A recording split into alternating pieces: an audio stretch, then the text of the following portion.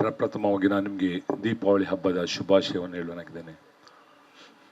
ಮಾನವ ಬಂಧುತ್ವ ಈ ಸಂಘಟನೆಯನ್ನು ಆರಂಭಿಸುವಾಗ ಸುಬೀತ್ನವ್ರ ಹತ್ರ ಮಾತಾಡಿದಾಗ ಅವರು ಭಾಳ ಅದರಲ್ಲಿ ಇಂಟ್ರೆಸ್ಟ್ ತಗೊಂಡು ಇದರಲ್ಲಿ ನನಗೆ ನಾವು ಮಾಡಬೇಕು, ಇಂಥ ಸಂಸ್ಥೆಗಳು ಈ ಕೆಲಸಗಳನ್ನು ಮಾಡಬೇಕಂತೇಳಿ ನಾನು ಸಪೋರ್ಟ್ ಮಾಡ್ತಂದೆ. ಅವ್ರು ಆರ್ಗನೈಸ್ ಮಾಡಿ ಒಳ್ಳೆ ಪ್ರೋಗ್ರಾಮ್ಗಳನ್ನು ಮಾಡಿ ಕಾರ್ಯಕ್ರಮವನ್ನು ಹಮ್ಮಿಕೊಂಡ್ರು ಇಲ್ಲಿ.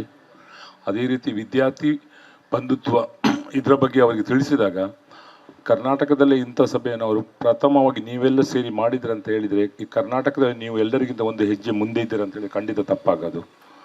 ಮತ್ತು ಇದು ಇಡೀ ರಾಜ್ಯಕ್ಕೆ ಒಂದು ಒಳ್ಳೆಯ ಒಂದು ಮೆಸೇಜನ್ನು ಸಹ ಕೊಡ್ತದೆ. ಈ ಇವತ್ತು ನೀವು ಮಾಡಿದ ಈ ಹೊತ್ತಿಸಿದ ಬೆಳಕು ಉಂಟಲ್ಲ, ದೀಪದ ಬೆಳಕು ಉಂಟಲ್ಲ, ಅದು ಇಡೀ ರಾಜ್ಯಕ್ಕೆ ಹಬ್ತದೆ. ಯಾಕಂದರೆ ಅವರನ್ನು ಸಹ ಅದು ಮೋಟಿವೇಟ್ ಮಾಡ್ತದೆ, ಯಾರನ್ನು ಉಳಿದವರನ್ನು ನಾವು ಇದಕ್ಕಿಂತ ಉತ್ತಮ ಕಾರ್ಯಕ್ರಮಗಳನ್ನು ಮಾಡಬೇಕು. ಈ ಕಾರ್ಯಕ್ರಮದ ಉದ್ದೇಶ ಏನು, ಈ ಕಾರ್ಯಕ್ರಮಗಳಲ್ಲಿ ಯಾವ ವಿಷಯಗಳು ಜನರಿಗೆ ತಲುಪಿಸಬೇಕು ಅಂಥ ವಿಷಯಗಳಿಂದ ಉಂಟಲ್ಲ ಇಡೀ ಸಮಾಜವನ್ನೇ ಚೇಂಜ್ ಮಾಡಲಿಕ್ಕಾಗ್ತದೆ. ಹಾಗಾಗಿ ನನಗೆ ಭಾಳ ಸಂತೋಷ ಆಯಿತು ನಿಮ್ಮ ಇಂಥ ಒಂದು ಕಾರ್ಯಕ್ರಮ ಹಮ್ಮಿಕೊಂಡದಕ್ಕೆ. ಇನ್ನು ಈ ನಮ್ಮ ಡಿಸ್ಟಿಕ್ಕಲ್ಲಿ ಇಂಥ ಅನೇಕ ಕಾರ್ಯಕ್ರಮಗಳನ್ನು ಹಮ್ಮಿಕೊಳ್ಳಲಿಕ್ಕೆ ನಮಗೆ ಸಹ ನೀವೇ ಒಂದು ಮಾರ್ಗದರ್ಶಕರಾದಾಗೆ ಆಗಿದೆ. ಹಾಗಾಗಿ ಇಂಥ ಇನ್ನು ಬೇರೆ ಉಳಿದ ಕಡೆಗಳಲ್ಲಿ ನಾವು ಇಂಥ ಕಾರ್ಯಕ್ರಮ ಹಮ್ಮಿಕೊಳ್ಳುವಂಥ ಪ್ರೋಗ್ರಾಮ್ಗಳನ್ನು ಮಾಡಬೇಕಂತ ಒಂದು ಮನಸ್ಸಿಗೆ ಸಹ ಬಂದಿದೆ. ಅದನ್ನು ನಾವು ಮಾಡ್ತೇವೆ. ಮತ್ತು ಈ ಸಂದರ್ಭದಲ್ಲಿ ಸೌಹಾರ್ದ ಬಗ್ಗೆ ನಿಜವಾಗಿ ದೇಶ ಇದ್ದರೆ ಈ ಭೂಮಿ ಇದ್ದರೆ ನಮ್ಮ ದೇಶ ಇರ್ತದೆ, ದೇಶ ಇದ್ದರೆ ನಾವಿರ್ತೇವೆ, ನಾವಿದ್ರೆ ಧರ್ಮ ಈಸ್ ಕ್ರಿಯೇಟಿವ್, ನಾವೇ ಕ್ರಿಯೇಟ್ ಮಾಡಿದ್ದು.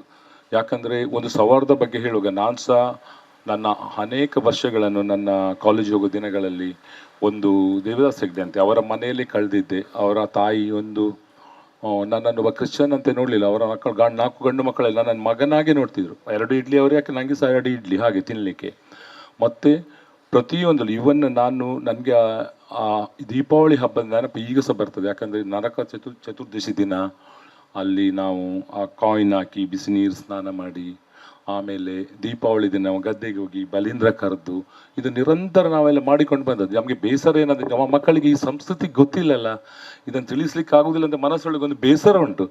ಆದರೆ ಏನು ಮಾಡಲಿಕ್ಕೆ ಆಗೋದಿಲ್ಲ, ತುಂಬ ಗ್ಯಾಪ್ ಆಗಿ ಹೋಗಿದೆ. ಯಾಕಂದರೆ ಈಗ ನ್ಯೂ ಜನ್ರೇಷನ್ ಉಂಟಲ್ಲ, ಅವರಿಗೆ ಇದನ್ನು ಕಾಲೇಜಿಗೆ ಹೋಗ್ತಾರೆ, MBBS ಮಾಡ್ತಾರೆ, BDS ಮಾಡ್ತಾರೆ ಅಥವಾ ಎಂಜಿನಿಯರಿಂಗ್ ಮಾಡ್ತಾರೆ. ಅವರೆಲ್ಲರೂ ನಮ್ಮದು ವಾಟ್ಸಪ್ ಯೂನಿವರ್ಸಿಟಿಯನ್ನು ನಿಜ ಓದುವಂಥ ಈಗ ನಿಮ್ಮಲ್ಲಿ ವಿದ್ವಾಂಸರಲ್ಲಿ ಇದ್ದಾರೆ, ನಿಮ್ಮ ಎದುರು ಕೂತ್ಕೊಂಡಿದ್ದಾರೆ.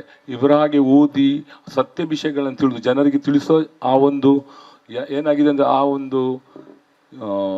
ಸಂದರ್ಭವೇ ಜನರಿಗಿಲ್ಲ ಅಥವಾ ತಿಳಿಸುವ ವೇದಿಕೆಗಳೇ ಇಲ್ಲ.